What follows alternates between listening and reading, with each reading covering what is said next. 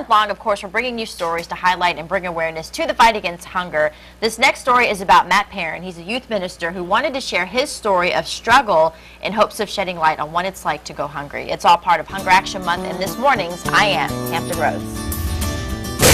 I was a young man, 25 years old, and young and stupid, as that goes, and decided I wanted to make my way on Broadway, because I sing and that kind of thing.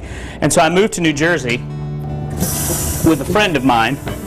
There were two of us that lived in this little 3-room apartment in Jersey City, which was in 1995 or 97, $800 a month for 3 rooms and a bath. And so I started waiting tables and doing other things, and I ended up at Penny's after. It's really funny. But my roommate lost his job and got a little, I guess, depressed and stuff, and had a really hard time. So he never really got back in the swing of full-time work. It was really hard for him to do that kind of stuff. So it was just kind of my income. And at Penny's, I was making $6.25 an hour,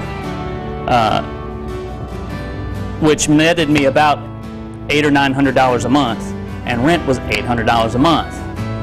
So that doesn't even talk about electricity and water and gas and then, of course, food. So unfortunately, as is usual for a lot of people, food became the lowest on the totem pole to having a place to live. You know, I often had to make that decision. Do I pay my rent or do I have something to eat? I did have to rely on the help and generosity of other people. And honestly, I could have gone home. I could have come home. I could have called my mom and said, okay, Mom, you win, I'm done, I'll come home. I was too proud. I didn't want to do that. And I know that's a big issue with a lot of people who go through this kind of thing, is a pride thing. And so that was my problem. And so instead I turned to strangers. But praise God that there were strangers like the Food Bank of the Virginia Peninsula who were there to help. And I was not local, like I said, when I needed this, but it has inspired me to be here and do what we're doing here nowadays.